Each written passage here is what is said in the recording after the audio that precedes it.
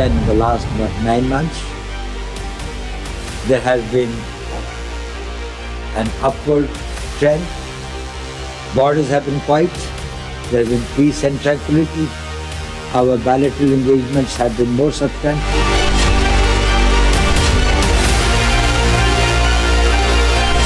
Direction for the development of our bilateral relations and provided impetus for the proper settlement of the boundary question. Mutual respect, mutual sensitivity, and mutual interest. Differences must not become disputes.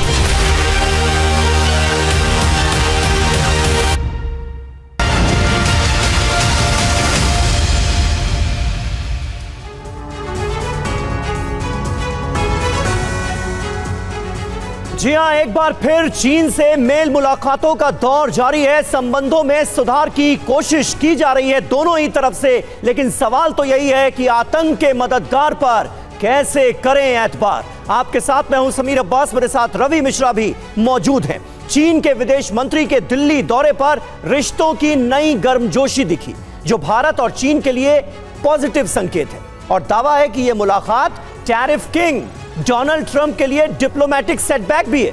विदेश मंत्री वांग यी ने प्रधानमंत्री मोदी, विदेश मंत्री S Jaishankar और NSA Ajit Doval के साथ अलग अलग मुलाकात की। इस नई दोस्ती को पीएम मोदी की चीन यात्रा से पहले दोनों देशों के रिश्तों में सुधार की दिशा में काफी अहम माना जा रहा है, लेकिन सवाल भी कई हैं। बिल्कुल, गलवान के बाद भारत के लिहाज से रिश्तों में आई इस गर्माहट के मायने क्या है, इसे हम आज डिकोड करने की कोशिश करेंगे। साथ ही चीन के चालबाज चरित्र को भी आपके सामने रखेंगे, क्योंकि एक तरफ तो चीन भारत के साथ मजबूत रिश्तों का दावा कर रहा है, वहीं दूसरी तरफ उसका पाकिस्तान प्रेम भी जग जाहिर है। चीन के विदेश मंत्री भारत के बाद पाकिस्तान भी जाने वाले हैं, इसलिए सवाल यह है कि क्या चीन पर भरोसा किया जा सकता है। जी हां, भरोसे का संकट तो सीधे तौर पर नजर आ रहा है। दिल्ली में चीन के विदेश मंत्री ने प्रधानमंत्री मोदी, विदेश मंत्री एस जयशंकर और हमारे एनएसए अजीत डोवाल से मुलाकात की और कई मुद्दों पर चर्चा हुई। वांग यी के इस दौरे को दोनों देशों के बीच दोस्ती के नए अध्याय की शुरुआत के तौर पर भी देखा जा रहा है, और खास बात यह है कि इस मुलाकात में अमेरिका को भी एक बड़ा और कड़ा संदेश है। लेकिन क्या बार बार धोखा देने वाले चीन पर यकीन किया जा सकता है? यही सबसे बड़ा सवाल है। ऑपरेशन सिंदूर के बाद से ही चीन के रुख में बदलाव आया है, और वो सीमा से लेकर तमाम विवादित मुद्दों को सुलझाने पर जोर दे रहा है। और सवाल तो यही है कि क्या चीन पर भरोसा किया जा सकता है। अब आपको बताते हैं कि भारत चीन की दोस्ती पर एनएसए अजीत डोवाल और विदेश मंत्री वांग यी ने कहा क्या है। Ravi, over to you. बिल्कुल, तो देखिए, भारत और चीन के बीच रिश्तों में सुधार की बात कही जा रही है। अजीत डोवाल और वांग यी, इन दोनों के बीच जो बातचीत हुई उसमें क्या कहा गया, सबसे पहले उस पर नजर डालते हैं। अजीत डोवाल की बात करें, भारत कहने से 9 महीने से भारत चीन सीमा पर शांति है, ये उन्होंने बात कही। वांग यी ने कहा कि सीमा पर स्थिरता लौटी है, यानी कि बॉर्डर पर जो शांति है उसको लेकर दोनों सहमत नजर आए। भारत की तरफ से अजीत डोवाल ने कहा चीन के साथ द्विपक्षीय संबंध ज्यादा मजबूत। वांग यी का कहना था कि अच्छे रिश्ते दोनों देशों के लिए फायदेमंद होंगे। अजीत डोवाल, नया दौर रिश्तों को मजबूत करेगा। वांग यी, भरोसा बढ़ाने के साथ साझा हितों का विस्तार भी जरूरी है। सवाल इसमें यह उठता है कि क्या चीन पर भरोसा किया जा सकता है? भारत का अनुभव अच्छा नहीं रहा है चीन के मामले में। क्या बदले दौर में चीन धोखे की आदत बदलेगा? क्योंकि दुनिया बदल रही है, क्या चीन भी बदलेगा? चीन का इतिहास दागदार है, क्या इस बार दाग धुलेंगे? भरोसा जो दिया जा रहा है चीन की तरफ से, क्या उस पर वाकई में भारत भरोसा कर सकता है? तो एक बार फिर रिश्तों में गर्माहट और पॉजिटिविटी नजर आ रही है, लेकिन भारत ने तो हमेशा से रिश्ते बेहतर करने की ही कोशिश की है। धोखेबाज चीन ने हमेशा पीठ में छुरा घोंपा है। कैसे रहा जाए सावधान, यह भी एक सवाल है। साउथ एशिया में भारत की तरक्की और भारत का बाजार एक बड़ी शक्ति है, और ऑपरेशन सिंदूर ने भारत के मजबूत संकल्प का उदाहरण पूरी दुनिया में दिया है। इसलिए सीमा से लेकर तमाम विवादित मुद्दों को सुलझाने पर अब चीन का जोर नजर आ रहा है। दोस्ती की नई शुरुआत पर एनएसए अजीत डोवाल और चीन के विदेश मंत्री ने क्या कहा है, सुनिए जरा। Since then, in the last 9 months, there has been an upward trend. Borders have been quiet. There have been peace and tranquility. Our bilateral engagements have been more substantial. The new environment that has been created has helped us in moving ahead in the various areas that we were working on. Our Prime Minister will be visiting for the SCO summit shortly, and therefore I think that this SR level talks assume a very special importance. And then in October last year, President Xi Jinping and Prime Minister Modi had an important meeting in Kazan. That meeting pointed the direction for the development of our bilateral relations and provided impetus for the proper settlement of the boundary question. The Chinese side attaches great importance to the Prime Minister's visit to China to attend the SCO summit at our invitation. We believe that Indian side will also make your contribution to a successful summit in Tianjin. लेकिन चीन को लेकर आशंकाएं क्यों बनी रहती हैं, ये जो खबर हम आपको बताने वाले हैं उससे ये साफ पता चलता है। चीन की देखिए एक और चालबाजी सामने आई है। भारत के बाद पाक जाएंगे चीन के विदेश मंत्री। 21 अगस्त को इस्लामाबाद पहुंचेंगे वांग यी। पाक के डिप्टी पीएम इशाक डार के निमंत्रण पर यह दौरा हो रहा है और चीन के विदेश मंत्रालय ने कहा कि द्विपक्षीय संबंधों के साथ अंतर्राष्ट्रीय मुद्दों पर भी हम चर्चा करेंगे। तो भारत के बाद पाकिस्तान का यह दौरा अपने आप में कई सारे सवाल खड़े करता है और घुमा फिरा कर बात वही आती है कि क्या ड्रैगन पर विश्वास किया जा सकता है। और भला कैसे कोई भूल सकता है कि पहलगाम में जो आतंकी हमला हुआ और उसके बाद ऑपरेशन सिंदूर जब भारत की तरफ से चलाया जा रहा था तो कैसे यही चीन आतंक परस्त मुल्क के साथ खड़ा नजर आ रहा था। इतिहास बताता है कि भारत को चीन के मामले में संभल कर कदम बढ़ाने की जरूरत है। दुनिया जानती है कि चीन का परम मित्र पाकिस्तान ही है।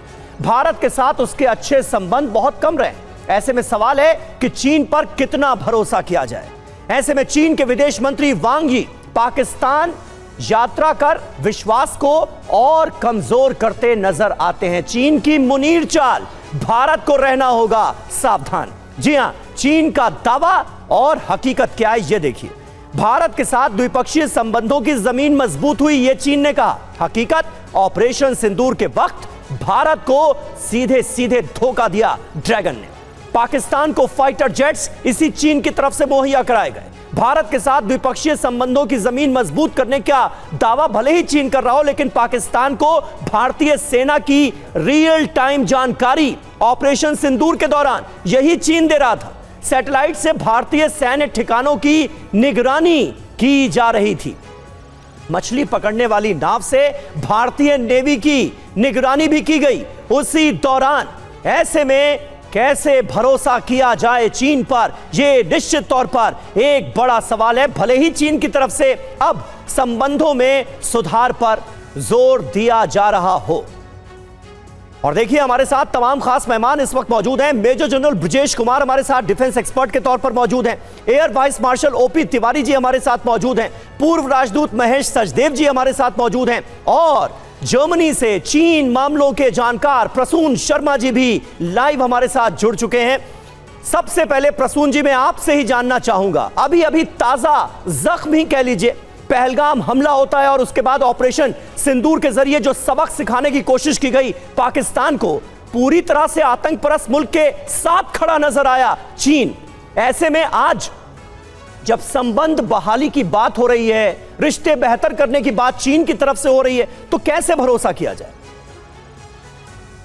नहीं, ये एक एंगेजमेंट है और भारत एक्शन बेस्ड रिस्पांस देख के एंगेज रहेगा। ऐसा नहीं है कि हम उनको ट्रस्ट कर रहे हैं, पर डेफिनेटली चीन एक बड़ा हमारा नेबर है और उसके साथ एंगेजमेंट भी करनी है। और दूसरा, ये जो हमारे इंटरनल ट्रेड मैटर्स हैं उसमें भी कहीं ना कहीं चीन की दखल है। जैसे अगर रेयर अर्थ देख लीजिए, फर्टिलाइजर्स देख लीजिए, अगर हमें जो प्रधानमंत्री ने जो 15 अगस्त में बोला था कि हमें आत्मनिर्भर बनना है, या जैसे हमारा इंफ्रास्ट्रक्चर के लिए टनल मशीन चाहिए, तो वो अभी हम चीन पे थोड़ी सी निर्भरता है। तो वो सारे एंगेजमेंट्स को एड्रेस करने के लिए, और दूसरा सबसे बड़ी बात, अगर हमारे प्राइम मिनिस्टर वहां जा रहे हैं तो ये एक आउटपुट ओरिएंटेड विजिट रहे, मेरे ख्याल से उसके लिए तैयारी हो रही है, ये एंगेजमेंट हो रहा है। और ना सिर्फ चाइना के साथ, आप देखिए कॉन्टिन्यूस वे में हम रशिया से भी एंगेज हो रहे हैं, हमारे senior leaders to and fro Russia के साथ एंगेज हो रहे हैं। तो ये सारा परिदृश्य ये दिखाता है कि वहां पे ट्राइलेटरल या एससीओ में ये तीनों बड़े लीडर्स पुतिन, शी जिनपिंग और पीएम मोदी, ये कुछ सब्सटैंशियल एंगेजमेंट करना चाह रहे हैं, जो आज की परिस्थितियां उसमें भी। और एक और महत्वपूर्ण बात कि अगले साल भारत ब्रिक्स समिट को होस्ट करेगा। जी जी। तो चाइना रशिया ये भी चाहते हैं कि भारत की एंगेजमेंट रहे पॉजिटिव स्तर पे, ताकि ये जो ब्रिक्स का जो एक संस्थान है उसमें क्रेडिबिलिटी और उसका समिट ठीक से हो सके। तो ये कई सारे मल्टीलैटरल डिपेंडेंसीज हैं भारत और चीन की एक दूसरे पे। बिल्कुल। तो और चूंकि एंगेजमेंट बनता है, पर हाँ कॉशियस रहेगा भारत। आई थिंक हमारे लीडरशिप ऑलरेडी कॉशियस हैं और इसीलिए इतना टाइम लिया और इतना एंगेजमेंट हो रहा है बिफोर आवर सीनियर लीडर्स और top most leaders visit China.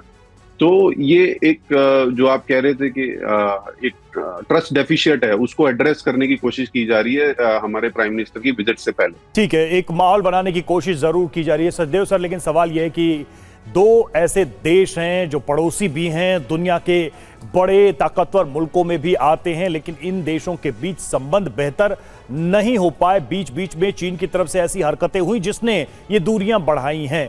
ये जो ट्रंप ने टैरिफ वॉर छेड़ा है, क्या आप मानते हैं कि ये एक ऐसा कॉमन ग्राउंड बन रहा है जिसकी वजह से इन दो देशों ने शायद ये तय किया है कि हम डिफरेंसेस को असाइड करके हम ये देखने की कोशिश करेंगे कि कॉमन ग्राउंड क्या बन सकता है आपस में रिश्तों को ठीक करने का?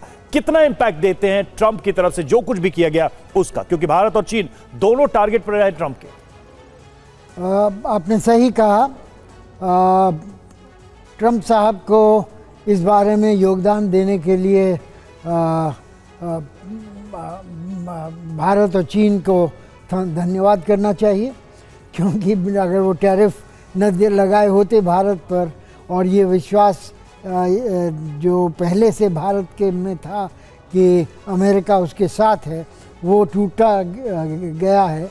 और इसके वजह से भारत को अपने जो भी राजनीतिक या कूटनीतिक प्रकरण हैं उनका दोबारा से उनको फेरबदल करना पड़ा है। तो उसमें ये चीन के प्रति जो नई इनिशिएटिव है उसको देखा जाना चाहिए। लेकिन दूसरी तरफ मैं ये कहना चाहूँगा कि अगर चीन की विदेश नीति का भारत के प्रति उसका विश्लेषण किया जाए तो दो चीज़ें सामने आती हैं। एक तो ये कि चीन किसी भी कीमत पर भारत को अपना प्रतिद्वंदी बनने देना नहीं चाहता, वो तो साफ है। वो हर तरह की ऐसी अड़चनें लगाएगा जिससे कि भारत की जो समृद्धि है या उसकी रक्षा क्षमता जो है उसको सीमित रखा जा सके। दूसरी ओर चीन भारत के जो भारत में अवसर आ रहे हैं व्यापार के, उनका दोहन करना चाहता है। तो 100 बिलियन के आसपास चीन का ट्रेड सरप्लस है भारत के साथ, उसको वो जारी रखना देना चाहता है। और मेरे ख्याल से बिल्कुल ठीक बात है सचदेव सर, बिल्कुल आपने सही कहा। लेकिन सवाल यहां पर ये बार बार हर किसी को परेशान कर रहा है कि क्या चीन की ये नई दोस्ती सिर्फ दिखावा भर है? ऑपरेशन सिंदूर के दौरान चीन ने जो किया उसे भुलाया नहीं जा सकता। चीन ने पाकिस्तान की जमकर मदद की। सुनिए चीन को लेकर उप सेना प्रमुख lieutenant general Rahul R Singh ने क्या कहा था। So few lessons that I thought I must flag as far as Operation Sindoor is concerned. Firstly, one border, two adversaries. So we saw Pakistan one side, but adversaries were two, and if I would say actually 4 or 3 actually. So Pakistan was the front face. We had China providing all possible support, and it's no surprise because if you were to look at statistics, in the last 5 years, 81% of the military hardware that Pakistan is getting is all Chinese, 81% of that. So it's no surprise. तो भारतीय सेना का यह बयान साफ तौर पर बताता है कि उस वक्त जब भारत आतंकवाद के खिलाफ एक बड़ी जंग लड़ रहा था, ऑपरेशन सिंदूर के दौरान आतंक परस्त मुल्क को सबक सिखाया जा रहा था, उस वक्त यही चीन, यही ड्रैगन मुल्क कैसे पाकिस्तान के साथ खड़ा था और इस जंग में पाकिस्तान की हर मुमकिन मदद करता हुआ नजर आ रहा था। यह है चीन का चरित्र। इसीलिए सवाल उठ रहे हैं, भले ही चीन भारत के साथ पक्की दोस्ती के दावे कर रहा है, लेकिन भारत सावधान है। भारत और चीन के बीच रिश्तों की गर्माहट पर विदेश मंत्री ने भी नसीहत दी है। आइए देखते हैं कि चीन को एस जयशंकर क्या नसीहत दे रहे हैं। एक दूसरे का सम्मान करना, यानी दोस्ती की एक तरह से शर्तें क्या होंगी, किस बुनियाद पर यह दोस्ती परवान चढ़ सकती है, वो बताया गया है। एक दूसरे का सम्मान जरूरी है, एक दूसरे की भावनाओं को समझना जरूरी है, दोनों देशों के हितों का ध्यान रखना होगा, एक दूसरे को अतीत से सबक लेना जरूरी है। ये चौथा पॉइंट जो है ये बहुत अहम है, क्योंकि अतीत में अनगिनत धोखे मिले हैं भारत को। हमारे मतभेद बड़े विवाद में ना बदलें, इसकी कोशिश दोनों तरफ से होनी चाहिए। ये विदेश मंत्री एस जयशंकर ने चीन को बहुत खरी खरी नसीहत दी है। विदेश मंत्री एस जयशंकर ने अपने बयान में क्या कहा है, यह भी आपको सुनवा देते हैं।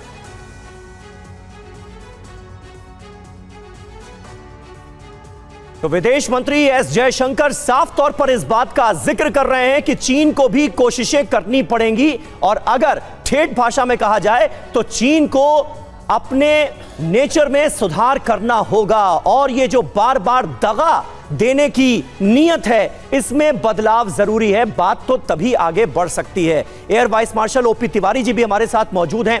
तिवारी जी, आपके जहन में क्या आ रहा है, क्योंकि ताजा एग्जाम्पल ऑपरेशन सिंदूर के दौरान हमें देखने को मिला कि चीन किस हद तक जा सकता है, कैसे आतंक के साथ खड़ा हो सकता है। समीर, देखो, चीन ने जिस तरीके से बिहेव किया उस पर विश्वास करना तो नहीं चाहिए, लेकिन सिचुएशन जो क्रिएट हुई है सिंदूर के बाद क्या हुआ, आप देखिए मुनीर अमेरिका गए, अमेरिका में क्या क्या डिस्कशन हुआ, क्या झुकाव हुआ, चीन को इसके बारे में कुछ तो अवश्य पता ही होगा, तभी उसका झुकाव पाकिस्तान से थोड़ा अलग होगा। मुनीर की अमेरिका से क्या क्या शर्तें हुई हैं, या हमेशा ट्रंप ये भी चाहते थे कि पाकिस्तान चीन से थोड़ा अलग हो जाए, अब किस हद तक अलग हो चुके हैं और क्या हो चुका है, ये एक बहुत बड़ा बैकग्राउंड होगा चीन के मन में, ताकि भारत से संबंध अच्छे करे। क्योंकि पाकिस्तान से उसका संबंध तो एक ही था कि वहाँ पे रॉ मटेरियल लेगा और प्लस इंडिया पर दबाव डाले रहेगा। लेकिन जिस तरीके से जितने इन्वेस्टमेंट किए हुए हैं और चाइनीज जितने साइंटिस्ट पर भी अटैक हो रहा है, तो हो सकता है चीन को समझना पड़े। अभी चीन का जहाँ तक सवाल है, जिस तरीके से हमारे फॉरेन मिनिस्टर ने उनको इंडिकेशन दिया हुआ है, ये साफ करके दिया हुआ है कि पिछले पास्ट में आपने हमसे कैसे बिहेव किया हुआ है, अगर उसका थोड़ा भी शक होगा तो भारत एक एडिक्वेट उचित कदम लेके संबंध रखेगी।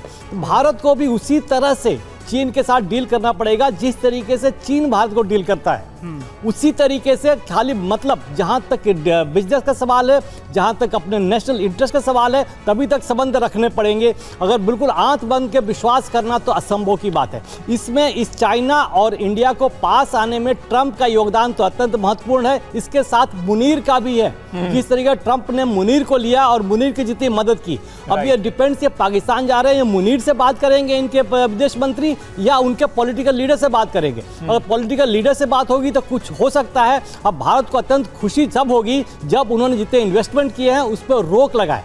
पाकिस्तान में चाइना ने जितने इन्वेस्टमेंट किए हैं उसके रोक लगाए, उसको आगे न बढ़ने दे, तब एक एडिक्वेट एंड पॉजिटिव स्टेप होगा जिससे भारत का विश्वास थोड़ा सा चीन के ऊपर बैठेगा। और इस तरीके से भारत को, जो हमारी सरकार जिस तरीके से कदम ले रही है, जिस तरीके चाइना को डील कर रही है, वो एडिक्वेट है। बिकॉज जहाँ तक बॉर्डर की लड़ाई है, जो गलवान में उन्होंने कोशिश की थी, उसको मुंह की खानी पड़ी थी। एट द सेम टाइम सिंदूर में भी उससे देख लिया कि उसकी जो मिसाइल्स थी और जो रडार थे किसी काम के नहीं थे।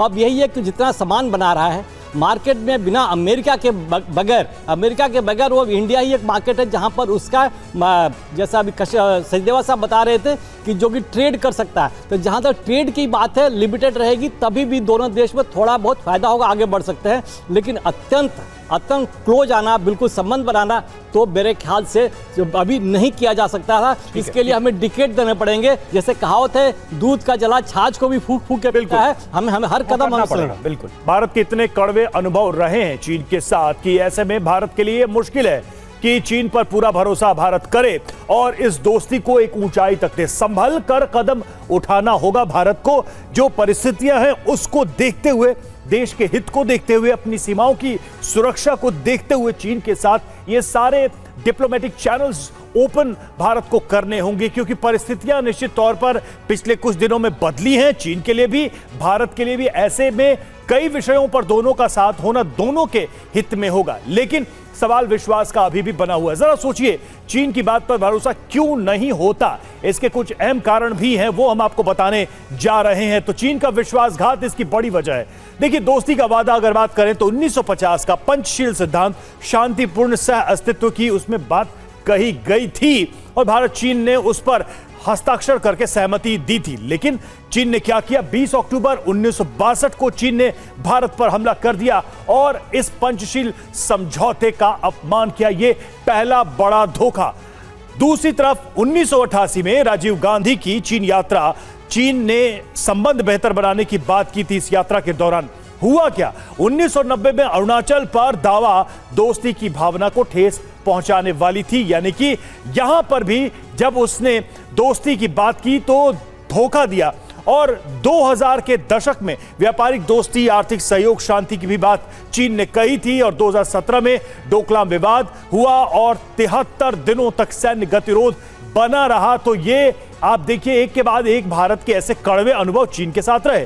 अब आते हैं 2014 में, जहां पर जिनपिंग की भारत यात्रा हुई और संबंधों को मजबूत करने की बात कही गई थी। यहां नई सरकार भारत में बनी थी तो उम्मीद थी कि शायद चीन इस बार कुछ बेहतर करेगा, लेकिन हुआ क्या? 2020 में गलवान संघर्ष हुआ, चीनी सैनिकों के उकसावे पर यहां पर झड़प भी हुई थी, जिसके बाद दोनों देशों के बीच संबंध काफी खराब होते चले गए। ब्रजेश सर, एक नेचुरल सिचुएशन होती है कि दुश्मन का दुश्मन दोस्त होता है, लेकिन भारत के लिए क्या ये कठिन चॉइस है कि दुश्मन के दोस्तों में ही हमें चुनना है? मतलब अमेरिका भी दोस्त पाकिस्तान का, चीन भी दोस्त, और हमें अपने संबंधों को इनके साथ चलाने हैं। क्या ये एक ऐसी अननेचुरल सिचुएशन है जिसकी वजह से भारत के सामने चीन के साथ संबंधों को बहुत ऊंचाई तक ले जाना एक मुश्किल काम है? रवि, ये बहुत ही महत्वपूर्ण प्रश्न है हर एक देश के लिए और भारत के लिए। और डिप्लोमेसी और इंटरनेशनल रिलेशनशिप में पूरा रीसेट हो रहा है। और हमें याद आता है कोट हेनरी किसिंगर का, वो कहते हैं अमेरिका से दुश्मनी अच्छी नहीं होती है, मगर उनसे दोस्ती जो होती है वो फेटल होती है। हिंदी में कहा जाए कि उनके साथ दुश्मन रहो तो अच्छा नहीं है, मगर दोस्त हो तो भरोसा नहीं है आपको कब वो निकल जाए। तो वो रही कहानी इंटरनेशनल रिलेशनशिप की।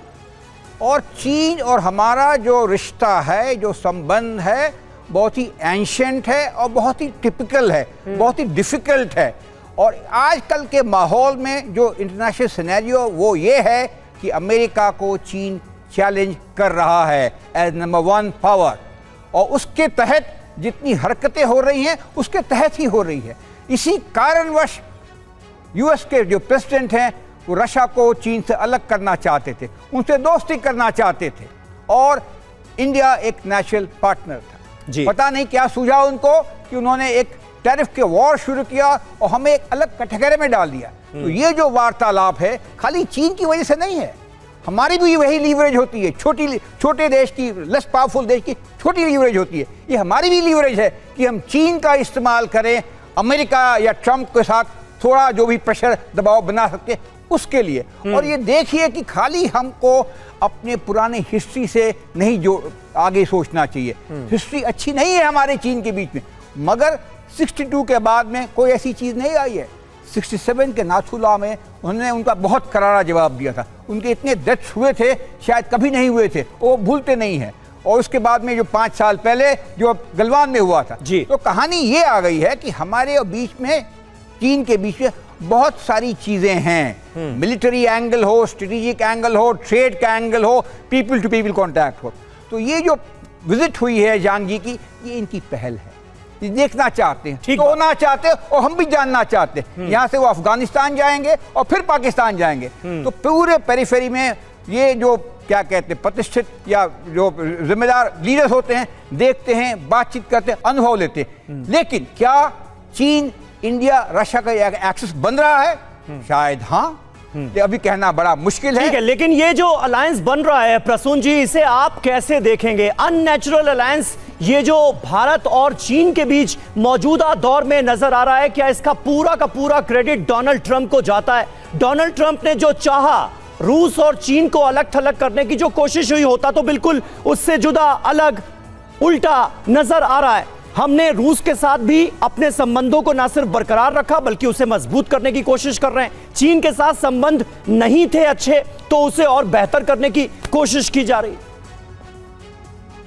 जी, मैं ये कहना चाहूंगा, हमारी सरकार और हमारे प्राइम मिनिस्टर एक आउटपुट ओरिएंटेड एजेंडा के साथ काम करते हैं और उसमें भारत का हित और सुरक्षा सर्वोपरि रहता है जी। और जो प्राइम मिनिस्टर की विजिट है उसको देखते हुए भी ये सारी एंगेजमेंट्स हो रही है। और आपने कहा कि कौन से देश को चुनो, हम अपने भारत को चुनते हैं। भारत की जो आत्मनिर्भरता है, चाहे वो शॉर्ट टर्म से अभी एड्रेस होती है चाइना के साथ काम करने के लिए, तो आप एडवर्सरीज को एंगेज करके भी उसको न्यूट्रलाइज कर सकते हैं। बॉर्डर पे हम अभी भी जमीनी तौर पे बिल्कुल सख्त और डटे हुए हैं। अगर आप देखो, ये एंगेजमेंट में सबसे प्रमुख मुद्दा भी यही रहा था कि बॉर्डर पे पीस होना जरूरी है। पर हमारी सरकार भारत के हितों के लिए आई थिंक काफी एग्रेसिव है, और हमारे प्राइम मिनिस्टर अगर जा रहे हैं तो वो एक आउटपुट ओरिएंटेड एजेंडा के साथ जाते हैं कि वहां से कुछ भारत के लिए और विश्व शांति के लिए कुछ निकाल सके। तो आई थिंक ये सारा जो परिप्रेक्ष्य आप देख रहे हैं, आपको इस एंगल से प्रसून जी, लेकिन एससीओ मीटिंग से पहले ये एक विश्वास बहाली की कोशिश है क्या? महज अक्टूबर में जो कजान में प्रधानमंत्री मोदी और जिनपिंग के बीच मुलाकात हुई, उसके बाद हमने देखा बहुत कुछ बदलते हुए। क्या इसे सिर्फ विश्वास बहाली की एक कोशिश के तौर पर देखा जाए, या फिर रिश्ते आने वाले वक्त में लंबे समय तक बेहतर होने की उम्मीद है? छोटा सा जवाब। जी, रिश्ते आप विश्वास कैसे करेंगे जब आप जो एंगेजमेंट या जो आप कमिट करके आ रहे हो उस पे एक्शंस हो रहा है कि नहीं हो रहा? उसी दिशा में हम काम कर रहे हैं। जैसे भारत ने 3 जो ट्रेड के मैटर्स थे वो चाइना के सामने रखे, और वो कह रहे हैं कि हम रेयर अर्थ मेटल, फर्टिलाइजर्स और टनल मेकिंग मशीन्स को भारत को प्रोवाइड करेंगे। तो अगर वो उस पे अमल करते हैं और वो इम्प्लीमेंट होता है, तभी ट्रस्ट आगे बढ़ेगा। ठीक है। तो मुझे ओवरऑल ये लगता है कि ये सिर्फ ट्रस्ट से आगे एंगेजमेंट की ओर जा रहा है डायरेक्शंस, और दोनों लीडर, दोनों ही एक मैच्योर लीडर हैं, चाइना और भारत और इवन रशिया के। तो जब वो मिलेंगे तो वो सिर्फ सुपरफिशियल पीआर के लिए नहीं, दोनों वो देशों कुछ के आउटपुट बीच के लिए है, काम जो करते कि कह सकते हैं कि कंसिस्टेंट एक्सरसाइज है, वो है ट्रस्ट बिल्डिंग की। और चाइना की तरफ से मुझे लगता है कि भारत को और ज्यादा स्पेस देना पड़ेगा ताकि विश्वास बहाली और ज्यादा बेहतर हो सके। और देखिए, चीन के विदेश मंत्री से प्रधानमंत्री नरेंद्र मोदी ने मुलाकात की। वांग यी से मुलाकात पर पीएम का पोस्ट भी सामने आया। विदेश मंत्री वांग यी से मिलकर खुशी हुई। भारत चीन के संबंधों में निरंतर प्रगति हुई है, ये प्रधानमंत्री ने पोस्ट किया।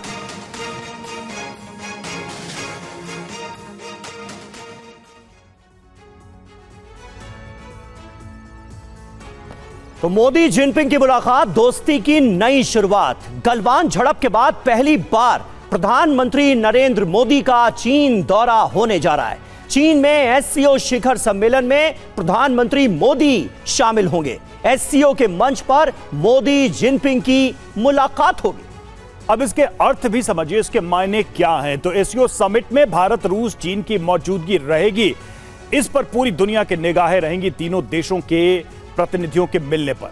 और पीएम मोदी, पुतिन, जिनपिंग एक मंच पर उपस्थित होंगे। यह बिल्कुल अलग तस्वीर होगी। आरआईसी, रूस, इंडिया, चीन को सक्रिय करने की मांग उठ रही है, और ट्रंप की टैरिफ वाली दादागिरी को एक तरीके से यह जवाब भी हो सकता है। सचदेव सर, क्या ये आरआईसी अभी दूर की कौड़ी है? ये एक ड्रीम है, और मुझे लगता है कि न जाने कितने दशकों से इस पर चर्चा बहस होती रही, लेकिन ये मटीरियलाइज नहीं हो पाया। जी, आपकी बात सही है। ये जो SCO की मीटिंग है, इससे पहले शायद यूक्रेन पर त्रिपक्षीय शिखर वार्ता होने जा रही है, तो उसमें अमेरिका और रशिया के बीच में जो संबंध हैं उनके ऊपर शायद उसका बड़ा असर होगा। और उसके बाद ही SCO अगर होती है तो RIC जिसकी आपने बात की है, वो इस बात पर निर्भर करेगा कि अमेरिका रूस को अपनी तरफ खींचने में सफल हुआ है कि नहीं। अगर नहीं होता है तो ये RIC का एक पहलू दोबारा से जागृत किया जा सकता है। किसी स्तर पर इसकी सीढ़ियाँ चढ़ने की शुरुआत हो सकती है, जिसमें कि डॉलर का वर्चस्व ख़त्म करना हुआ या वर्ल्ड बैंक की जगह अपने बैंक बिल्कुल। और सबसे आगे बढ़ाना हुआ। सबसे ज्यादा तो मुझे लगता है कि अगर इस मंच पर यह तस्वीर आएगी तो सबसे ज्यादा पेट में मरोड़ ट्रंप के ही उठेगा। वो बहुत ही ज्यादा उत्सुक भी होंगे, बेचैन भी होंगे कि इस तस्वीर के अर्थ क्या क्या हो सकते हैं। बहरहाल आप सभी का बहुत बहुत शुक्रिया इस चर्चा में शामिल होने के लिए।